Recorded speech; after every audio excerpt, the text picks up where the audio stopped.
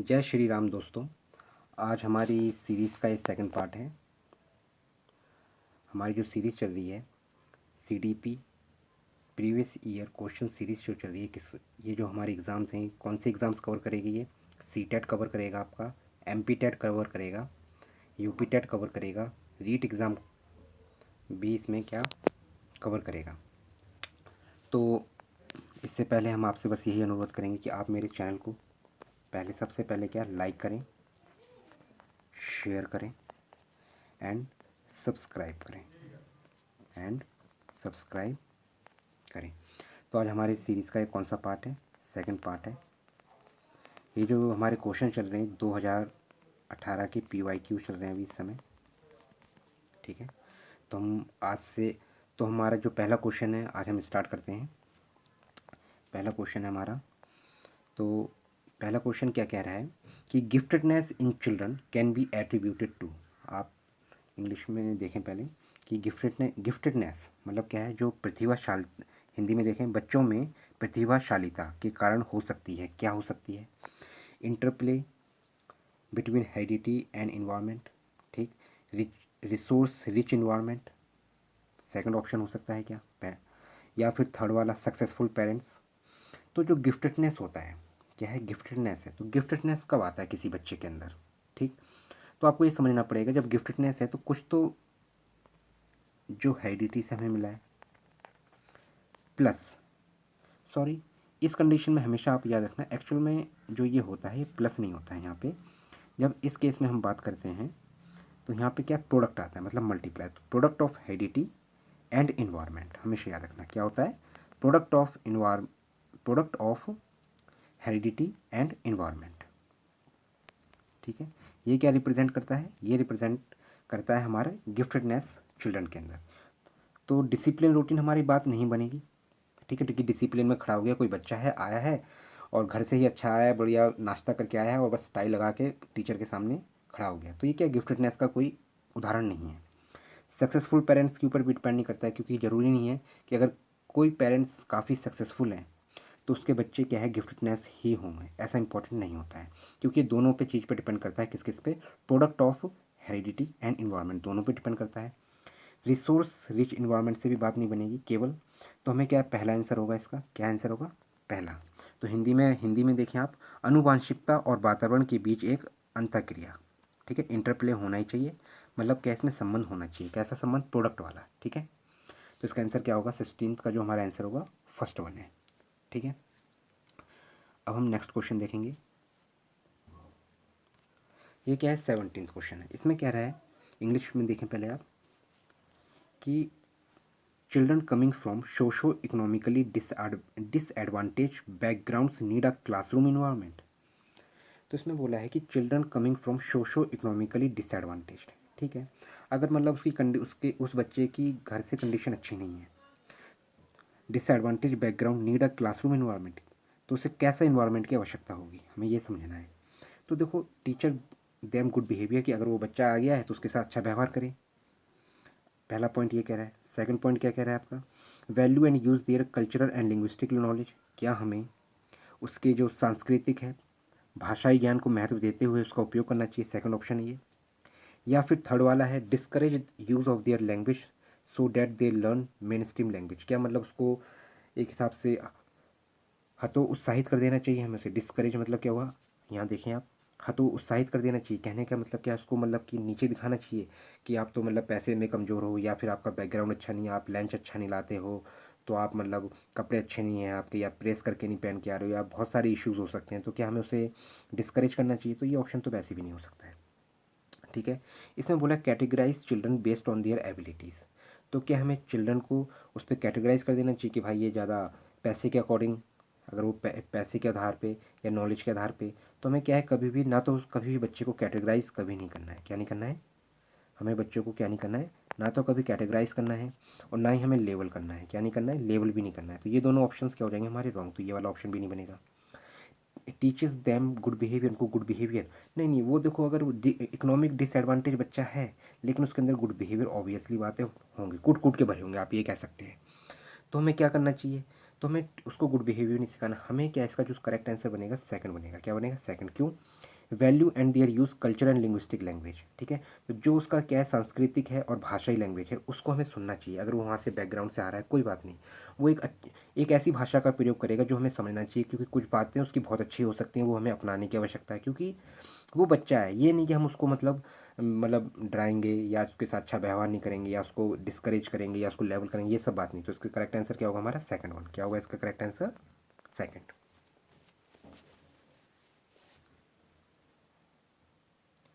समझ में आ गया आप लोगों को? ठीक है, अब नेक्स्ट क्वेश्चन करते हैं।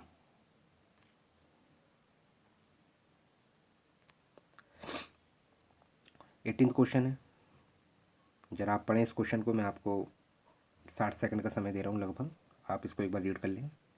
इंग्लिश वाले बच्चे इंग्लिश में देखें, हिंदी वाले बच्चे हिंदी में रीड करें, इंग्लिश वाले इंग्लिश में रीड करें। एक बार देखें आप।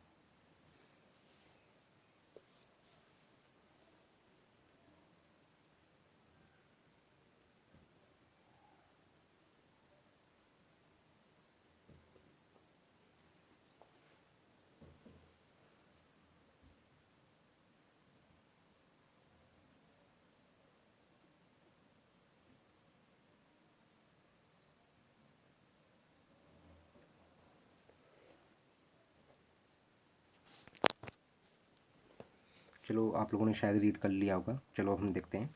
इसमें बोला है intervention needed for creative and talented children in the classroom.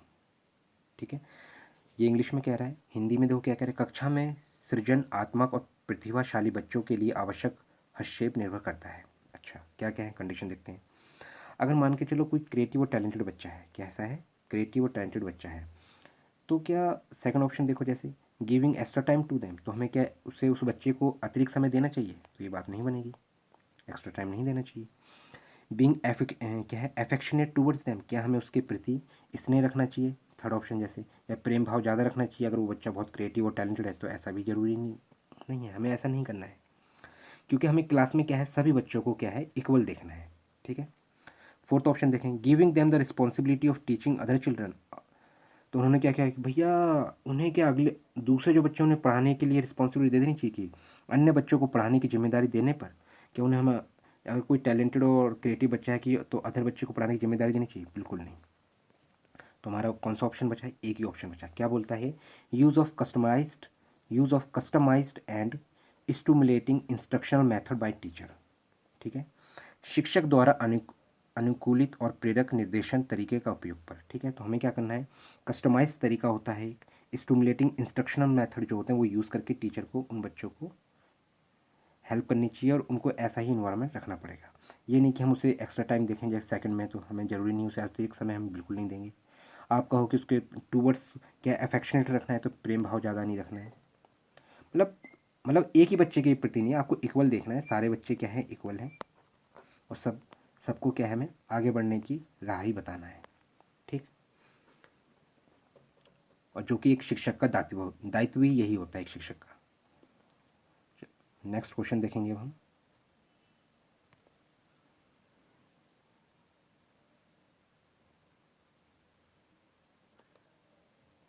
आप लोग इस क्वेश्चन को रीड करो, आप लोगों के पास 30 सेकंड दे रहे हैं मिनिमम। ये इंग्लिश वाले इंग्लिश में पढ़ेंगे और इंग्लिश वाले बच्चे हिंदी वाले बच्चे हिंदी में रीड करेंगे और इंग्लिश वाले इंग्लिश में रीड करेंगे, हिंदी वाले हिंदी में रीड करेंगे।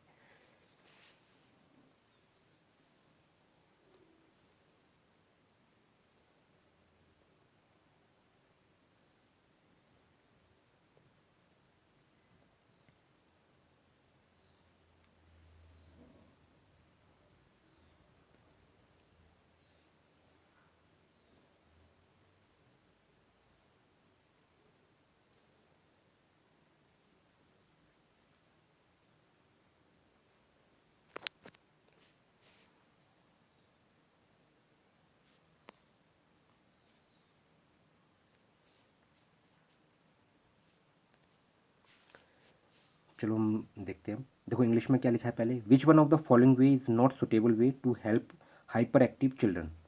ठीक है, हिंदी में क्या बोला, अति संवेदनशील बच्चों को सीखने में मदद करने के लिए निम्नलिखित में से कौन सा तरीका उपयुक्त तरीका नहीं है? हाइपर एक्टिव क्या हुआ, जो मतलब बहुत ज़्यादा क्रोधित हो जाता हो या बहुत ज़्यादा ही मतलब वो धैर्यता से बैठ नहीं सकता है, तो उसमें कौन सा नियम है जो कि हम उस नहीं उसके ऊपर आजमाएंगे उस बच्चे के ऊपर, ताकि क्या है वो ज़्यादा और ज़्यादा हाइपर ना हो सके। ठीक है, तो पहला ऑप्शन क्या कह रहा है, breaking up a task into small and manageable segment. बिल्कुल सही बात है। क्या है कि कार्य को छोटे और प्रबंधनीय खंडों में तोड़ना। कहने का मतलब क्या है, breaking up a task into small और मैनेजेबल सेगमेंट। अगर जैसे उस बच्चे को कुछ मैंने होमवर्क दिया है, कुछ भी पढ़ने के लिए दिया है, तो क्या उसे क्या करेंगे, हम ब्रेक कर देंगे उस टास्क को छोटों में, छोटे उस टास्क के क्या है कुछ पार्ट्स कर लेंगे, ताकि क्या है उसको आराम से वो समझ सके या कर सके। ठीक है, offering alternate second option, offering alternative way of learning. बिल्कुल दूसरा तरीका भी अपना सकते हैं, दोनों ये भी लागू हो रहा है, ये भी लागू हो रहा है।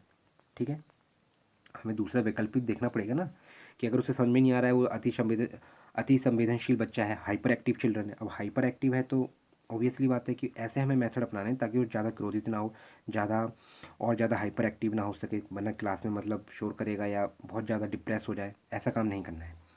थर्ड वन क्या है, including physical activity in their daily schedule. तो फिजिकल एक्टिविटी को भी हमें क्या इंक्लूड करना पड़ेगा। बिल्कुल सही बात है, अगर आप फिजिकल एक्टिविटी को भी इंक्लूड करेंगे तो उसका मन लगा रहेगा और उसको भी अच्छा लगेगा, नहीं यार जो पढ़ना होता है ज़्यादा टफ नहीं होता है, और अगर धीरे धीरे हम करेंगे तो वो कर सकता है, वो बच्चा भी कर सकता है, टीचर भी समझाएगा, बच्चे को भी समझ में आएगा, दोनों दोनों ही मैनेजेबल करके उस चीज़ को हम समझ के आगे बढ़ सकते हैं। ठीक है, तो टीचर का काम ही यही है कि एक जो मतलब जो बच्चा पढ़ रहा है उसको ऐसा समझाना ताकि वो आगे बढ़ सके। फिर क्या है, रेप्रीमेंडिंग, मतलब क्या हुआ, उसे फटकार लगाते रहो हमेशा। तो भाई बताओ, अगर किसी व्यक्ति को फटकार लगा दिया जाए कैसे बात बनेगी। ऐसे समझो आप कि अगर आप हाउस में अपने घर में, ठीक, अगर पेरेंट्स हैं, आपको डांट दिया तो आप मुंह लटका के बैठ गए, कोई भी हो, चाहे लड़का हो, ठीक है, चाहे लड़का हो चाहे लड़की हो, ठीक है, चाहे बॉय हो चाहे गर्ल हो, अगर किसी को भी डांट दिया उनके पेरेंट्स ने तो मुंह लटका के बैठ गए, तो कितना बुरा बुरा अफेक्ट पड़ता है। तो गलती पे क्या है, उसे बच्चों को क्या करो, थोड़ा मतलब कॉपरेट करो, उसको समझने की कोशिश करो, समझाओ कि ऐसा नहीं है, ये गलत होता है, इसको प्रेम पूर्वक करना पड़े। मतलब हम कैसे उसको मतलब उस बच्चे को कैसे समझा सकते हैं कि वो उस चीज़ को प्रेम पूर्वक करे, तो क्या उसकी गलती को माफ़ करते हुए लेकिन उसका सही तरीका भी साथ में बताते जाएँ, तो ये हमारे क्या लिए बेनिफिशियल हो जाएगा। तो हमें कौन सा नहीं अपनाना है, तो फोर्थ वाला मेथड नहीं अपनाएंगे, जो कि ये क्या है मतलब यही सबसे अलग है और यही हमारा आंसर है। फोर्थ वाला क्या है, फोर्थ वाला ही हमारा आंसर है। कौन सा आंसर है इस वाले क्वेश्चन का, फोर्थ वाला है। बाकी सभी सही है, क्योंकि पहला पहला ऑप्शन देखें कि आपको जो भी आपने उस मतलब बच्चे को कोई टास्क दे रहे हैं तो उसे छोटा कर दें, मैनेजेबल सेगमेंट में कर सकें, ताकि वो खंडों में तोड़ने के बाद क्या उसे ईजी वे में कर सके। उसको क्या वैकल्पिक तरीका भी बता सकते हैं, अल्टरनेटिव बता सकते हैं कौन सा तरीका हो सकता है, नहीं कि ये इस मेथड से भी आप कर सकते हैं उसको। फिर थर्ड वन क्या है, फिजिकल एक्टिविटी में भी इसे इन्वॉल्व करें, कि उसको समझाने की कोशिश करें, कि हम उसको रियल लाइफ एग्जांपल देके भी समझाने की कोशिश करें। तो ये मेथड क्या होंगे, हाइपर एक्टिव चिल्ड्रन के लिए बेनिफिशियल होंगे। लेकिन आप उसे फटकार लगाते रहो तो ये बात नहीं बनेगी। अब इसका फोर्थ आंसर इसलिए कि उसमें बोला था नॉट वर्ड का यूज़ किया है। देखो आप यहाँ पे क्वेश्चन नॉट, यहाँ पे नहीं का यूज़ किया गया है। जब भी ऐसे क्वेश्चन आएंगे इस पर आपको ध्यान देना है कि आखिर क्वेश्चन क्या कह रहे हैं। तो इसमें नॉट की बात करी थी, नॉट मतलब क्या है, इन चारों में से जो सबसे भिन्न होगा। तो सबसे अलग कौन सा है, जो डिफरेंट है, फोर्थ टर्म है, तो इसका आंसर क्या है, फोर्थ है। इसका करेक्ट आंसर क्या है, फोर्थ वाला है। ठीक है, अब नेक्स्ट क्वेश्चन,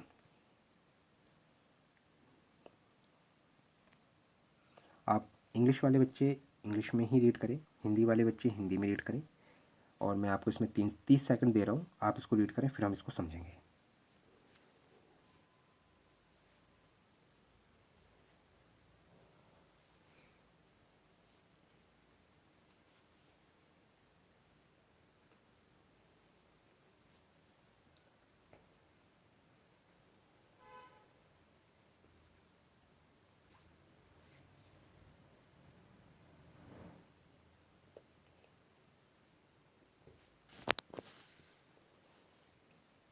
ओके, तो क्वेश्चन इंग्लिश में पहले हम पढ़ते हैं। पैटर्न ऑफ डाइवर्जेंट थिंकिंग कैसा है, पैटर्न ऑफ डाइवर्जेंट थिंकिंग मतलब क्या होता है, जैसे अलग अलग सोच वाला पैटर्न जो होते हैं, जो अलग अलग सोच रखते हैं, तो इसमें कौन सा बच्चा है जो अलग अलग सोच रखता होगा, उस कंडीशन को आपको सॉल्व करना है। एक है डिसेबल्ड, विकलांग दिया है, पहले को पहला ऑप्शन में क्या है, विकलांग, हिंदी में देखो विकलांग है, इंग्लिश में डिसेबल्ड है।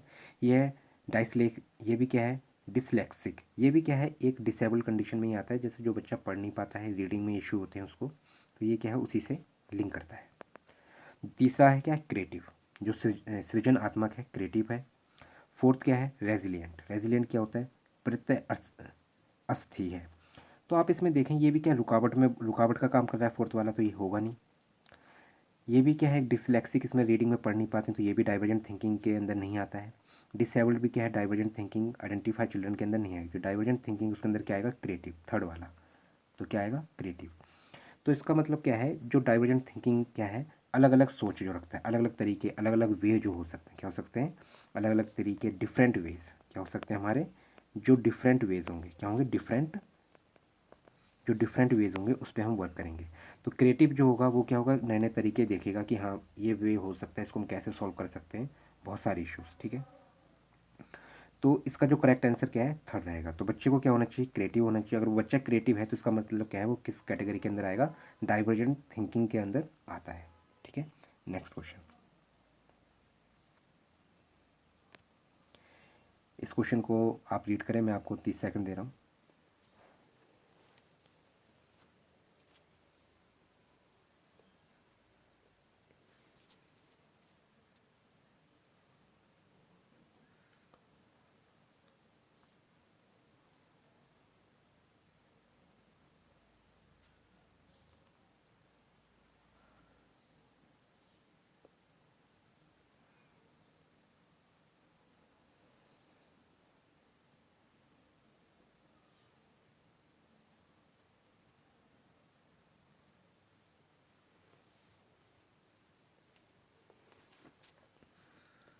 चलो आपने रीड कर लिया होगा। देखो इंग्लिश में देखते हैं, पहले क्या बोला है, विच one of the following does not describe the way in which teacher can model problem solving for a children in classroom. ठीक, इसमें ये बोला है कि कौन सा एक ऐसा वे है कि अगर टीचर टीचर के द्वारा या एक टीचर पढ़ाएगा तो सॉल्विंग करने में वो बेस्ट मेथड नहीं रहेगा। देखें, आप हिंदी में देखें, निम्नलिखित में से कौन सा शिक्षक द्वारा कक्षा में बच्चों के लिए समस्या हल करने के तरीके का वर्णन नहीं कर सकता। नॉट का यूज़ हो रहा है, देख रहे हैं आप। तो इसमें क्या होगा, सबसे जो डिफरेंट होगा, पहला देखो क्या कह रहा है, discuss your thought process about solving a particular problem. मतलब इसमें क्या कहा है, पहले ऑप्शन में कहा है, पहले ऑप्शन में क्या कहा है, पहला ऑप्शन ये कह रहा है कि डिस्कस योर थॉट प्रोसेस, अपने थॉट प्रोसेस को बताना, सॉल्विंग पार्टिकुलर प्रॉब्लम, किसी एक क्वेश्चन को बताने में। सेकंड क्या है, be honest about making mistake while solving something. ये टीचर के रिस्पेक्ट में बात हो रही है, याद रखना किसके रिस्पेक्ट में बात हो रही है, ये बात हो रही है विद रिस्पेक्ट टू टीचर। किसके रिस्पेक्ट में बात हो रही है, टीचर के रिस्पेक्ट में बात हो रही है, ठीक है। तो अगर दूसरा क्या है, be honest about making mistake, be honest about making mistake while solving something. अगर शिक्षक कोई गलती कर दे रहा है तो उससे क्या है, अपनी गलती को स्वीकार लेना चाहिए, ये मेथड। थर्ड कह रहा है, use vocabulary like think. Think मतलब क्या हो गया, अभी ये जब वर्ड यूज़ आया तो यहाँ कॉग्निटिव का यूज़ होगा, क्या होगा, कॉग्निटिव थिंकिंग। कॉग्निटिव थिंकिंग मतलब क्या हुआ, कॉग्निटिव हो गया, वो कैसा होगा बच्चा, अगर कॉग्निटिव की बात आ गई है तो वो बच्चा हुआ क्रिएटिव, क्या हुआ, क्रिएटिव हो गया। Use vocabulary like think, ideas, trial and different answers. और कैसे डिफरेंट आंसर्स, मतलब डाइवर्जेंट थिंकिंग की भी बात हो रही है यहाँ पे। देखो डाइवर्जेंट थिंकिंग की बात हो रही है, कॉग्निटिव की बात हो रही है, तो मतलब क्या हुआ, ये भी सही है। Ask question with divergent answer. अब ये देखो, डाइवर्जेंट कन्वर्जेंट का मतलब क्या होगा, जिसका सिर्फ एक ही आंसर होता है, क्या होता है, जिसका सिर्फ एक ही आंसर होता है, ठीक। तो डाइवर्जेंट मतलब फोर्थ वाला क्या है, अभिसरण उत्तरों वाले प्रश्न पूछना। मतलब क्या है, ask question with divergent answer, मतलब क्या है, जिसका वन आंसर होगा, ओनली क्या होगा, ओनली वन आंसर होगा। तो आप देखो कि अगर जब टीचर पढ़ा रहा है तो वो एक ही तरीके से नहीं पढ़ा सकता है, कि जैसे कि फॉर एग्जांपल आप समझें कि अगर 4 लिखा है तो 4 के कितने सारे होते हैं, बहुत सारे प्रोसेस होते हैं, जैसे 2+2 भी होता है, 3+1 भी 4 होता है, 0+4 भी 4 होता है। तो टीचर क्या है, इन सब मेथड को यूज़ करेगी, करेगी या करेगा, जो भी टीचर है, मतलब अगर फीमेल टीचर है तो करेगी, और फीमेल है और मेल है तो करेगा, और फीमेल होगी तो करेगी। तो इसके रिस्पेक्ट में आप समझ गए होंगे कि जो भी जो शिक्षक होगा या शिक्षिका, तो वो क्या है, एक तो आपका ये प्रोसेस यूज़ करेगा, thought process, solving a particular problem, किसी भी प्रॉब्लम सॉल्व करने में ये एकदम सही है। तो ये इस सही बात है ये। सेकंड में देखो, ऑनेस्ट अबाउट मेकिंग, अगर टीचर कुछ गलती कर रहा है और अपनी गलती को स्वीकार कर ले रहा है तो ये सेकंड क्वेश्चन भी आपका क्या सही होगा। थर्ड में क्या बोला है, वो कॉग्निटिव का यूज़, डाइवर्जेंट थिंकिंग का यूज़ कर रहा है, आइडियाज़, डिफरेंट आइडियाज़, स्टाइल का यूज़ हो रहा है, तो ये भी क्या सही है। फोर्थ में क्या है कि सिर्फ एक ही, only only only one answer, तो ये बात नहीं बनेगी, तो ये डिफरेंट है, तो इसका आंसर क्या होगा? Fourth one. इसका आंसर क्या है? फोर्थ। ठीक है, तो इस क्वेश्चन का जो आंसर बनेगा हमारा, इस क्वेश्चन का जो हमारा आंसर बनेगा क्या है? फोर्थ। तो करेक्ट आंसर क्या है इसका? फोर्थ वाला, क्योंकि यही डिफरेंट है। बाकी जो चार ऑप्शन है, चारों में क्या है, जो फोर्थ वाला ऑप्शन है सबसे अलग है, और बाकी जो तीन ऑप्शंस हैं वो एकदम क्या है? करेक्ट है। तो इसका डिफरेंट इसने बोला कि नहीं कर सकता है, तो ये काम नहीं करेगा टीचर। टीचर क्या करेगा? थिंक बताएगा, जैसे थर्ड में लिखा है कॉग्निटिव और डाइवर्जेंट थिंकिंग की बात करेगा। सेकंड में क्या है? अगर वो टीचर कोई भी गलती करता है, अपनी गलती को स्वीकार करेगा, उसे उस गलती को सुधार करते हुए फिर से उसे अच्छे तरीके से समझाने की कोशिश करेगा स्टूडेंट्स को। पहले में क्या करेगा? जैसे पहला बोला है, अगर कोई कोई भी प्रॉब्लम है तो उससे क्या है? थॉट प्रोसेस मतलब कॉग्निटिव की बात भी हो रही है। अब कॉग्निटिव की बात हो रही है, माइंड में चल रहे क्वेश्चन, तो क्या है? विचार प्रक्रियाओं की बात ही हो रही है। किसकी हो रही है? विचार प्रक्रियाओं पर चर्चा करने लगेगा। तो ये तीनों ऑप्शन क्या है? रिस्पेक्ट में सही है, सिर्फ फोर्थ वाला ऑप्शन क्या है? डिफरेंट है। Next question.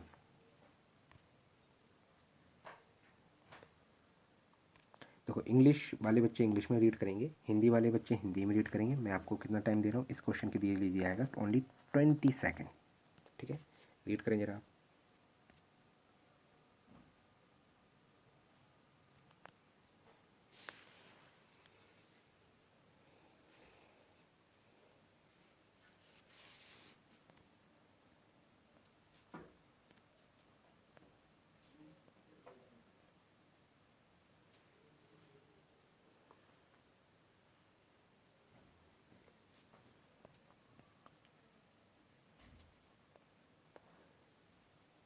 हम पहले इंग्लिश में देखेंगे। विच one of the following is an emotion.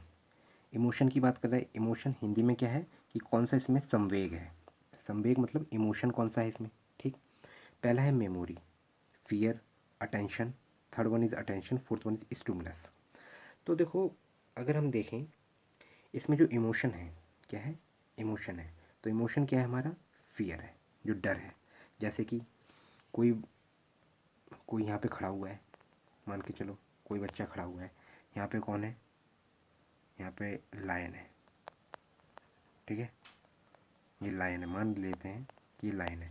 तो लायन देखेगा, लायन लायन ने इसको देखा और इसने क्या है? लायन को देखा, तो इसके अंदर क्या? एक फियर आ जाएगा। क्या आ जाएगा? फियर। तो यही क्या हमारी इमोशन है। तो इसका करेक्ट आंसर क्या आएगा? जो कि डर है, सेकंड ऑप्शन में दे रखा है, तो इसका आंसर क्या है? सेकंड। मेमोरी नहीं होगा, ध्यान अटेंशन है, ये नहीं होगा, और स्टिमुलस जो उत्तेजना की बात हो रही है, ये भी नहीं होगा। तो इसका करेक्ट आंसर क्या बनेगा हमारा? Second one, fear. ठीक है, अब देखेंगे हम नेक्स्ट क्वेश्चन। क्या देखेंगे हम? Next question. नेक्स्ट क्वेश्चन में देखें आप, इंग्लिश वाले बच्चे इंग्लिश में रीड करेंगे, हिंदी वाले बच्चे हिंदी में रीड करेंगे। इस क्वेश्चन के लिए मैं 30 सेकंड प्रोवाइड करता हूँ। ठीक,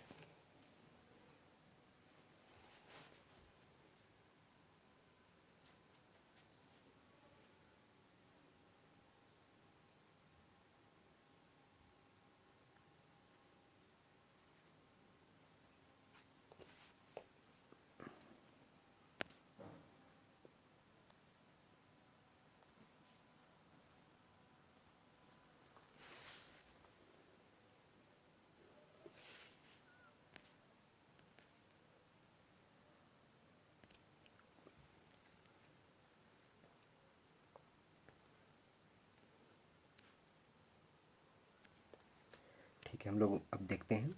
इसमें क्वेश्चन में लिखा है, अ 3 year old child explains that milk is produce by machine eight milk booth. ठीक है, 3 साल, जो 3 साल का बच्चा है उसने ये कहा कि जो दूध है वो मशीन, जो मशीन लगी हुई है मिल्क बूथ पे, वहाँ से निकलता है।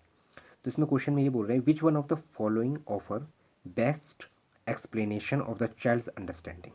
ठीक है, तो आपको ये बताना है कि इन चार ऑप्शनों में अगर बच्चा ये बात कह रहा है कि जो दूध है मशीन बूथ से निकलता, मशीन जो मशीन लगी हुई है जो मिल्क बूथ है उससे निकलता है, तो कौन सा बेस्ट भी होगा इन चारों ऑप्शन में? ठीक है, जैसे हिंदी में पढ़ लें आप एक बार, मैं बता रहा हूँ आपको। देखिए हिंदी में क्या लिखा है। एक 3 साल का बच्चा बताता है कि दूध बूथ पर मशीन द्वारा दूध का उत्पादन होता है। तो कौन निम्नलिखित में से कौन सा बच्चे की समझ का अच्छा स्पष्टीकरण प्रदान करता है? ठीक है, एक्सप्लेनेशन क्या दे रहा है। पहला बोला है, child has very limited exposure of the world. तो भाई लिमिटेड ये क्या है, नेगेटिव वर्ड है, तो इसको हम यूज़ नहीं करेंगे, तो ये ऑलरेडी वैसे ही रॉन्ग हो गया। Child's answer is based on his और experience of buying milk from the milk booth. ठीक है, ये बच्चे का एक्सपीरियंस है क्या, चलो देखते हैं, समझते हैं आगे। अगला है child has never seen cows. बच्चे ने गाय तो देखी होगी, लेकिन उसने उतना ध्यान नहीं दिया, क्योंकि कभी भी क्या है उसके सामने उसके माता पिता ने या उसके जो पड़ोसी हैं या भाई बंधु हैं या चाचा लोग हैं, उन्होंने क्या है कभी भी उसके सामने गाय से क्या दूध नहीं निकाला होगा। ठीक है, जो बोलते हैं ना गाय को दोना, तो गाय से दूध दोते हैं तो उसको बोलते हैं दो, गाय को दूध निकालना मतलब। ठीक है, जो दोते हैं, तो इसका मतलब ये हुआ कि उसने गाय का दूध निकालते हुए नहीं देखा। तो नेवर सीन, तो उसने गाय तो देखी है, लेकिन उसने कभी गाय को दोते हुए नहीं देखा, इसलिए ये वाला ऑप्शन भी नहीं होगा। फोर्थ वाला कह रहा है child's family does not offer stimulating environment to a child. ठीक है, तो क्या है डज नॉट ऑफर, तो क्या है फैमिली ने उसे एक अच्छा ऑफर नहीं दिया होगा उसको, मतलब उत्तेजना उसे इस इन्वायरमेंट से जुड़ने का, तो दिया होगा, लेकिन उसे दिया होगा, बिल्कुल दिया होगा, लेकिन उसके सामने दूध नहीं निकाला गया, इस वजह से उसका क्या है माइंड सिर्फ उतना ही सोच रहा है, तो ये वाला ऑप्शन भी नहीं बनेगा। तो फोर्थ ऑप्शन क्या है इसका जो करेक्ट ऑप्शन बनेगा, तो ये क्या है इसका जो करेक्ट ऑप्शन है सेकंड वन है। क्या है सेकंड वन, क्या है बच्चे का जवाब दूध बूथ से दूध खरीदने के अपने अनुभव पर आधारित करता है। जैसे दिल्ली में देखें तो बहुत ही कम लोग होते हैं जिनके पास भैंस वगैरह होगा, वो अधिकतर क्या है मिल्क बूथ पे जाते हैं, जो दूध बूथ होता है वहाँ से जाते हैं और मशीन से टोकन लेके वहाँ से दूध लेते हैं। तो उस आधार पे क्या है ये जैसे उन्होंने बताया, तो इसका आंसर क्या होगा करेक्ट वन सेकंड। तो सेकंड क्या है इसका करेक्ट आंसर है। बच्चे ने गाय को कभी नहीं देखा हो, ये भी नहीं बनेगा और ये भी नहीं बनेगा, फोर्थ वाला भी नहीं होगा। ठीक है, क्योंकि माता पिता तो बच्चे को अच्छा इन्वायरमेंट प्रोवाइड करते ही हैं ताकि वो कुछ समझे आगे बढ़े। ठीक है, अब हम नेक्स्ट क्वेश्चन देखेंगे। इंग्लिश वाले बच्चे इंग्लिश में रीड करेंगे, हिंदी वाले बच्चे हिंदी में रीड करेंगे। इस क्वेश्चन के लिए आपको 30 सेकंड का समय देते हैं। ठीक है, 30 सेकंड में आप इस क्वेश्चन को रीड करें, फिर हम इसको सॉल्व करते हैं।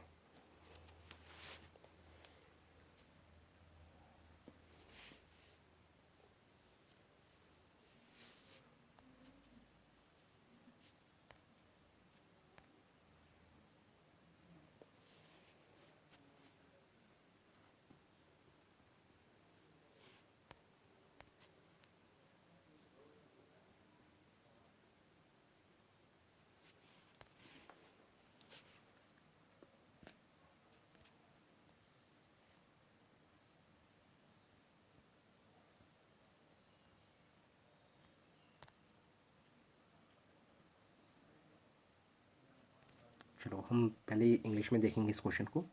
Which one of the following best describe a teacher's role. ठीक है, टीचर रोल को इन चारों ऑप्शंस में कौन बेटर डिस्क्राइब कर रहा है। ठीक है, पहला क्या है teacher's most important role in the classroom is to maintain discipline. पहला ये कह रहा है कि सिर्फ टीचर का मेन रोल ये होता है कि वो क्लास में सिर्फ मेंटेन करे डिसिप्लिन का। सिर्फ डिसिप्लिन में अगर बच्चे को बोल दिया है बैठो चुपचाप से, तो बैठे ही रहेगा, स्टैचू बन के बैठा रहेगा, वो कोई हलचल नहीं कर सकता है, तो ये क्या है रॉन्ग भी है, तो पहला ऑप्शन तो होगा नहीं। ठीक, सेकंड देखते हैं। Teacher should adhere to the prescribe text book. क्या सिर्फ एक शिक्षक को, देखो सेकंड ऑप्शन, निर्धारित पाठ्य पुस्तक का पालन करना चाहिए, क्या सिर्फ उसी से जुड़ा रहना चाहिए, एक ही मतलब सिर्फ टेक्स्ट बुक्स पे ही डिपेंड रहना चाहिए, तो इस पर बात नहीं बनेगी। ये क्या हो कन्वर्जेंट थिंकिंग की बात है, ये बात नहीं बनेगी, क्योंकि हमें क्या है बच्चे की सोच को डाइवर्जेंट थिंकिंग बताना है, क्योंकि डाइवर्जेंट थिंकिंग बनाना है जिसके कारण वो चार जगह जुड़ सकता है, इन्वायरमेंट से जुड़ेगा समझेगा। लेकिन अगर हम सिर्फ टेक्स्ट बुक इंपॉर्टेंट है लेकिन वो एक ही तरीका नहीं हो सकता, इसलिए ये भी रॉन्ग हो गया। ठीक है, सेकंड क्या है completing the syllabus on time, leaving enough time for revision is important. तो क्या कि सिर्फ टीचर का सिर्फ इतना ही रोल है कि वो सिर्फ सिलेबस टाइम पे कंप्लीट कर दे, वही घिसी पिटी बातें सिलेबस टाइम पे कंप्लीट करके फिर रिवीजन पे दौड़ दे और बाकी बस क्लास में और कुछ नहीं करना है, तो ये भी बात नहीं बनेगी, क्योंकि हमें डाइवर्जेंट थिंकिंग पे काम करना है। किस पे काम करना है डाइवर्जेंट थिंकिंग पे काम करना है, ताकि बच्चा क्रिएटिव बन सके, ये बात भी नहीं बन रही है। इसके बाद है creating a relaxed space where children learn through dialogue and inquiry. ठीक है, तो इसमें क्या बोला है कि जहाँ बच्चे संवाद और पूछताछ के माध्यम से सीखते हैं, किसके संवाद और पूछताछ। ठीक है, तो ये बात सही है कि एक ऐसा स्पेस बना देनी चाहिए क्लास के अंदर कि भाई थोड़ा बच्चे से क्वेश्चन किया, फिर थोड़ी देर रुके, फिर बच्चों से पूछा किसको क्या आता है, और जिसको नहीं आता है उसको से ही पूछो, ताकि क्या है जो उसका हेजिटेशन है, जो उसका डर है वो बाहर हो जाए। उस बच्चे का क्या है जो हेजिटेशन है, जो फियर है हेजिटेशन डर है, वो क्या बाहर आ जाए। तो इस वजह से क्या है, जब उससे आप बात करेंगे, पूछताछ करेंगे, संवाद करेंगे तो बात बन जाएगी। और यही क्या एक टीचर का अच्छा रोल होता है, ताकि बच्चे को वो अच्छी शिक्षा दे सकें। तो हमारा आंसर इसका क्या होगा, fourth one is correct answer. कौन सा आंसर है ये हमारा, fourth one is correct answer, fourth one. ठीक, अब हम करेंगे नेक्स्ट क्वेश्चन की बात।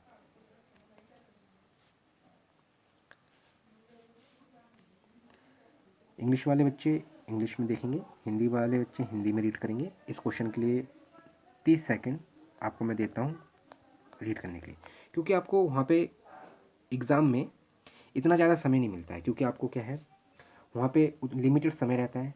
हमें 150 क्वेश्चन अटैम्प्ट करने होते हैं, 150 मिनट का ही टाइम होता है। तो उसी हिसाब से हमें क्या अपनी स्पीड को बहुत तेज़ रखना पड़ेगा, ताकि हम क्या है सीटेट का पहला पेपर हो या सेकंड पेपर, ठीक है, या तो पहला पेपर हो या सेकंड पेपर हो, उसमें क्या हमें अच्छे मार्क्स हम गेट्स कर सकें। ठीक है, ठीक है, आप इसे रीड करें जल्दी से।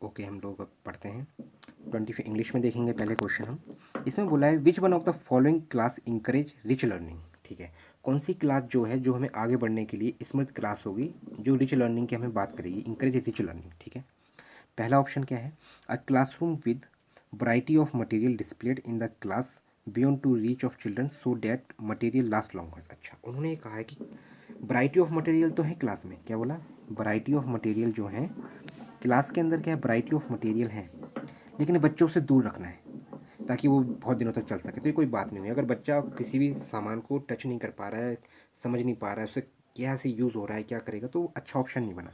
तो ये रिच क्लास नहीं बनी, जो हमारी इंकरेज रिच क्लास रूम है, ये बात नहीं बनेगी। तो ये ऑप्शन क्या होगा हमारा, पहला रॉन्ग हो जाएगा। ठीक, सेकंड देखते हैं, classroom with open activity corners and a variety of children's literature is open shelf accessible any time of the day. Okay, इन्होंने बोला है ओपन एक्टिविटी होनी चाहिए और किसी भी समय आप कर सकते हो। तो ये सही बात है कि आप बच्चे को पूरा मौका दे रहे हो समझने के लिए, उसे जुड़ने के लिए, जो भी वहाँ पे इक्विपमेंट रखे नए उससे जुड़ने के लिए। तो ये ऑप्शन ठीक है। चलो आगे देखते हैं, क्या पता इससे भी बेटर ऑप्शन मिल रहा है क्या हमें। थर्ड वन क्या है, a classroom with neatly organize material in cupboards brought out once a week for free play. आपको हफ्ते में सिर्फ एक ही बार ही हेल्प करनी है क्या, ये बात नहीं बनेगी। तो इसको क्या करेंगे हम, कैंसिल कर देंगे, ऐसे बात नहीं बन रही है। तो फोर्थ ऑप्शन देखें, classroom with structured and plain learning driven by text book content. तो टेक्स्ट बुक कंटेंट पे ड्राइव नहीं कर सकते, क्योंकि एक ही टर्म नहीं अप्लाई करना है हमें। जो ये वाला जो टेक्स्ट बुक कंटेंट है, ये क्या है, कन्वर्जेंट की बात कर रहा है, किसकी, कन्वर्जेंट। और जो कन्वर्जेंट होता है उसका एक ही आंसर होता है, इसलिए ये बात भी नहीं बनेगी, क्योंकि हमें डाइवर्जेंट थिंकिंग करना है। तो हमारा बेस्ट ऑप्शन क्या है, सेकंड वाला है। ठीक है, तो हमारा करेक्ट आंसर कौन सा होगा, सेकंड। करेक्ट आंसर क्या है हमारा इस क्वेश्चन का, सेकंड आंसर है। ठीक है, अब हम नेक्स्ट क्वेश्चन करेंगे।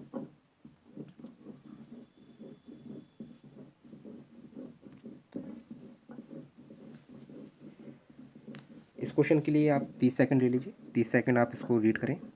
इसके बाद और इंग्लिश वाले बच्चे इंग्लिश में रीड करेंगे, हिंदी वाले बच्चे हिंदी में रीड करेंगे। जल्दी से रीड करें। हमें क्या करना है, बच्चे को क्या है कि एकदम क्रिएटिव बनाना है, इस बात को हमें ध्यान देना है। बच्चे को क्या करना है, क्रिएटिव करना है। उसे क्या है, डरा के नहीं रखना है, डर उसके दिमाग में नहीं रखना है। हमें बच्चे को क्रिएटिव बनाना है, समझाने के पे जोर देना चाहिए, अच्छी शिक्षा दीजिए, अच्छी बात बताइए, हम कैसे उस बच्चे को समझ सकते हैं। उसको ये नहीं कि क्लास में उसने कोई गलती करी तो उस पर बस फटकार लगा रहे हैं 24 घंटे, नहीं, उसको थोड़ा कॉपरेट करेंगे, उसको समझेंगे, उसको समझाएंगे, वो भी समझेगा बात को। और क्योंकि बच्चा होता है, बच्चा क्या है, ब्लैंक स्लाइट है, समझ रहे हैं ना, एक ब्लैंक स्लाइट की तरह काम करता है। तो उसको क्या है कि उसी हिसाब से धीरे धीरे धीरे धीरे, तो जैसे आप छोटे थे जब उस स्लेट पे लिखते होंगे, ठीक है ना, तो ब्लैंक स्लेट है, कौन है, बच्चा। ठीक है, तो ये क्या है, इसलिए कि हमें बच्चे को अच्छे वातावरण में अच्छी शिक्षा देना चाहिए, क्योंकि जैसा हम उसे सिखाएंगे वो वैसा ही सीखेगा। ठीक है, क्वेश्चन देखें अब, which one of the following best describe the role of text book in the classroom. ठीक है, मतलब ऐसा कौन सा रोल है टेक्स्ट रोल, अब इसमें देखो एक ही की बात करी है, क्या करी है, टेक्स्ट बुक के बारे में बात करी, role of text book in the classroom, ठीक है। जो पाठ्य पुस्तकें होती हैं, ये देखो यहाँ पे पाठ्य पुस्तकें होती हैं, उसकी भूमिका का वर्णन बताना है आपको। पहला बोला है they are one of the resource and reference material available in the class, ठीक है, सही बात है कि क्लास के अंदर एक रेफरेंस मटेरियल भी होता है यही और अवेलेबल भी है, ठीक है। अगर इससे बेटर ऑप्शन मिलता है तो दूसरा देखेंगे।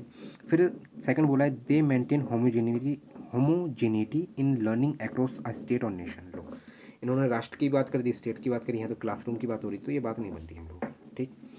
फिर क्या है, थर्ड ऑप्शन बोल रहा है they provide guidance to teacher and parents about the course of study.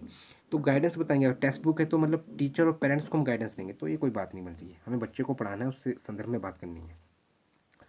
इसके बाद they form the most essential learning resource in a resource staffed context, ठीक है। तो इन्होंने क्या क्या है, संसाधन रहित, समझ रहे हो, रिसोर्स स्टाफ्ड मतलब संसाधन रहित संदर्भ में, अगर हो गई नहीं संसाधन तो क्या वो बात करेगा, तो ये कोई बात नहीं बन रही है हमारी, ठीक है। तो पहला ही ऑप्शन सही है, इसका ऑप्शन क्या रहेगा, पहला ही सही है, क्या, बी कक्षा में उपलब्ध संसाधन और संदर्भ सामग्री में से एक है, बिल्कुल। तो क्योंकि उसमें पहले ही बोल दिया था कि रोल ऑफ टेक्स्ट बुक, तो यहाँ एक की बात करी तो उस हिसाब से क्या है, इस रिस्पेक्ट में एक के हिसाब से they are one of the resource and reference materials available in the class, that is a second, वो first one is correct answer, क्या है इसका जो आंसर हमारा क्या है, फर्स्ट वन है, ठीक है। अब हम नेक्स्ट क्वेश्चन करेंगे। इस क्वेश्चन के लिए 20 सेकंड पर्याप्त है, आप इसको रीड करें। इंग्लिश वाले बच्चे इंग्लिश में रीड करेंगे, हिंदी वाले बच्चे हिंदी में रीड करेंगे। इसमें क्या करें आप, 20 सेकंड का टाइम है ओनली, फिर उसके बाद हम इसको भी समझेंगे।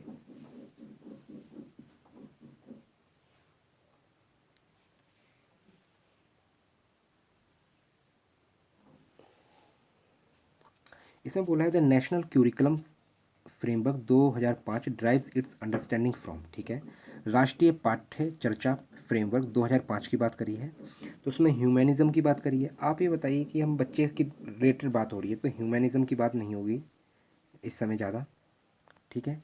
बिहेवियरिज्म की भी बात नहीं होगी, बिहेवियरिज्म की भी कोई बात नहीं होगी। कंस्ट्रक्टिविज्म, हमें बच्चे को क्या है, जो क्यूरिकुलम आया हुआ है हमारा, ठीक है, एनसीएफ आया, जो एनसीएफ 2005 है, ये किसकी बात करेगा, बच्चे को कंस्ट्रक्टिविज्म मतलब रचनावाद बनाना है बच्चे को, तो इसका आंसर क्या है। और कॉग्निटिव थ्योरी, संज्ञात, इसमें क्या संज्ञानात्मक सिद्धांत, थ्योरीज की बात नहीं करनी है, हमें क्या नहीं करनी, थ्योरीज की बात नहीं करनी है, हमें उससे क्या करना है, रचनावाद बनाना है, क्या बनाना है, रचनावाद। क्रिएटिव करेंगे, कंट्रैक्ट, ये क्या, कंस्ट्रक्टिविज्म मतलब थिंक, जब बच्चा सोचेगा, थिंक थिंक करेगा, डिफरेंट आंसर्स देगा, क्या देगा, डिफरेंट आंसर, क्या देगा हमारा, जो भी बच्चा है, मतलब जो भी जितने भी हमारे बच्चे हैं उसको क्या है, डिफरेंट वेज में आंसर प्रोवाइड करेंगे, डिफरेंट वेज में। तो ये क्या है, कंस्ट्रक्टिविज्म है, यही क्या है हमारा एनसीएफ को, एनसीएफ 2005 कहता है, ठीक है। क्या कहता है 2005 एनसीएफ क्या कहता है हमारा, कि बच्चा क्या होगा, कंस्ट्रक्टिविज्म होगा, ओके। नेक्स्ट क्वेश्चन देखेंगे हम। इस क्वेश्चन के लिए भी 30 सेकंड ले लीजिए आप, इस क्वेश्चन को आप रीड करें, ठीक। इसमें देखो क्या बोला है, children in a class can be considered to be motivated if, ठीक है। और हिंदी में देखो क्या है, कक्षा में बच्चों को प्रेरित प्रेरित समझा जा सकता है, ठीक है। Children in a class can be considered to be motivated if, कब मोटिवेट हम कर सकते हैं बच्चे को, किस प्रकार से, चिल्ड्रन को हमें क्लास में कंसिडर टू बी मोटिवेटेड, कब हम उसको मान ले कि हाँ वो मोटिवेटेड है, किस कंडीशन पे, ठीक है। ये क्वेश्चन है, इसको और इसके ऑप्शंस भी रीड करें आप जरा, फिर हम इसको समझते हैं, आगे बढ़ते हैं। इसमें बोला है, चलो ऑप्शन देखते हैं हम, पहला ऑप्शन देखें, they come to school neatly dressed in uniform, अच्छा, बच्चा मतलब मोटिवेट रहेगा अगर वो एक टाई बेल्ट लगा के, तेल काजल लगा के बढ़िया चमक के आ गया, अगर मतलब स्कूल में अगर चमक के आ गया, कि हम इसको मोटिवेट समझेंगे, नहीं, ये कोई अच्छा ऑप्शन फिलहाल में नहीं बन रहा है। चलो आगे देखते हैं, क्या पता हो ये भी आंसर हो सकता है। They maintain discipline in the classroom, लो, अगर टीचर ने कह दिया नीचे बैठो, नीचे बैठ गए, टीचर ने कहा खड़े हो जाओ, खड़े हो गए, टीचर ने कहा चलो वहाँ पे जाके बाहर जाओ, बाहर जाए, जाओ टीचर के लिए पानी लेके आओ, तो ये बात नहीं, ऐसे बात नहीं बनेगी, तो ये तो टोटली रॉन्ग है, सेकंड वाला तुम्हारा। थर्ड देखते हैं हम, इसमें बोला है they are regular in attendance, ठीक है, वो तो बच्चे को अब स्कूल आ रहा है तो उसको अटेंडेंस तो अपनी कंप्लीट करना ही है, लेकिन ये कोई बात नहीं बनी कि बस उसे आना है और बैठ जाना है और कुछ सीखना नहीं है, तो क्या मोटिवेट होगा वो, नहीं, ज़रूरी नहीं है, तो ये भी रॉन्ग है, थर्ड वाला ऑप्शन भी रॉन्ग है। They ask question seeking clarification from the teacher. ये थोड़ी अच्छा क्वेश्चन, ये मतलब ऑप्शन फोर्थ वाला अच्छा लगा कि they ask question seeking clarification from the teacher. ये बात है कि जैसे उसने, अगर उन्होंने क्वेश्चन पूछा तो उससे ये उम्मीद रहेगी कि टीचर क्या है एक ऐसा जवाब देगा जिससे बच्चे को भी अच्छा फील होगा। तो ये हमारा फर्स्ट वाला भी रॉन्ग है, तो इसका करेक्ट आंसर क्या है हमारा फोर्थ वन। हिंदी में तो क्या लिखा है, वे शिक्षक से स्पष्टीकरण प्राप्त करने के लिए प्रश्न पूछते हैं। बिल्कुल सही बात है, ठीक है ना। तो स्पष्टीकरण, क्योंकि जब वो क्वेश्चन पूछा, उन्होंने क्वेश्चन पूछा और वहाँ से क्या टीचर की तरफ से क्लैरिफिकेशन एकदम करेक्ट आया, तो उन्होंने, अब टीचर ने कैसा बताया होगा, डिफरेंट वे का यूज़ किया होगा, ठीक है ना। क्या किया होगा, डिफरेंट वे का यूज़ किया होगा, इसलिए बच्चे को भी क्या अच्छा अच्छा अनुभव हुआ और स्पष्टीकरण जो टीचर ने दिया उसने क्या है, उस स्पष्टीकरण को आराम से मान भी लिया और आगे बढ़ गया, इस कारण क्या है वो मोटिवेट भी हो जाएगा क्लास में, ठीक है। तो इसका आंसर क्या है हमारा फोर्थ वन। नेक्स्ट क्वेश्चन देखेंगे अब हम। इस क्वेश्चन के लिए 30 सेकंड है, आप रीड करें, और हिंदी वाले बच्चे हिंदी में रीड करेंगे, इंग्लिश वाले बच्चे इंग्लिश में रीड करेंगे, ठीक है।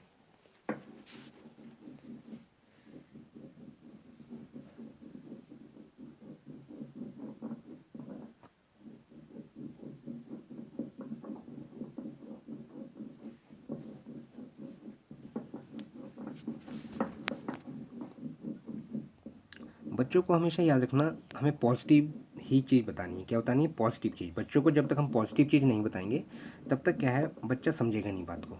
पॉजिटिव चीज़ के साथ बच्चे को क्या क्रिएटिव बनाना है, हमें बच्चे को क्या बनाना है, क्रिएटिव बनाना है। इस बात को हमें समझना पड़ेगा, ठीक है। क्वेश्चन देखें, which one of the following is the most suitable to improve children's learning.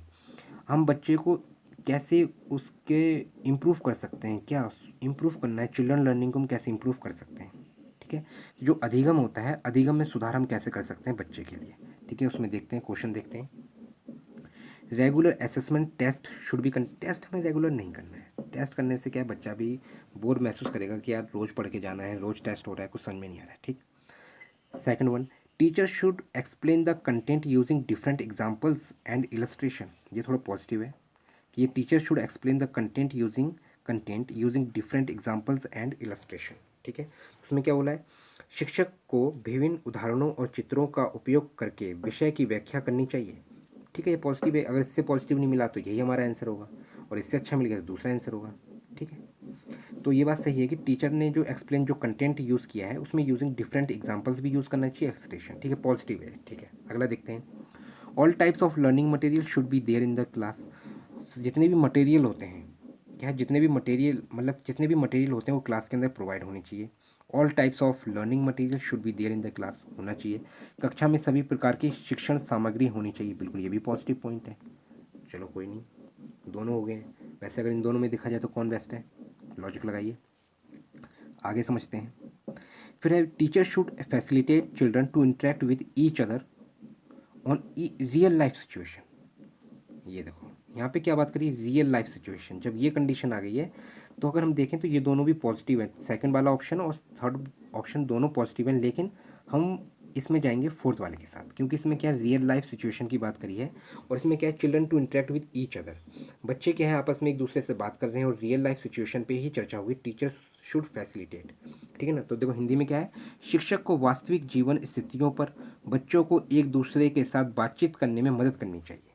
तो ये क्या है, एकदम सही बात है, और इसका करेक्ट आंसर जो है हमारा कौन सा है, ये लास्ट वाला फोर्थ वन है। अगर आप सेकंड और थर्ड में देखें अगर, तो फिर सेकंड वाला रहेगा, कौन सा रहेगा हमारा, सेकंड वाला रहेगा, क्योंकि यहाँ पर डिफरेंट एग्जाम्पल्स की बात हो रही है। किसकी बात हो रही है, डिफरेंट एग्जाम्पल्स की बात हो रही है, ठीक है। चलो हम नेक्स्ट क्वेश्चन देखेंगे। इस क्वेश्चन के लिए 30 सेकंड पर्याप्त है, आप रीड करें, इंग्लिश वाले बच्चे इंग्लिश में रीड करेंगे, हिंदी वाले बच्चे हिंदी में रीड करेंगे, ठीक। बच्चे को हमेशा एक बात याद रखना, बच्चे को हमेशा हमेशा क्रिएटिव बनाना है, क्रिएटिव बनाना है।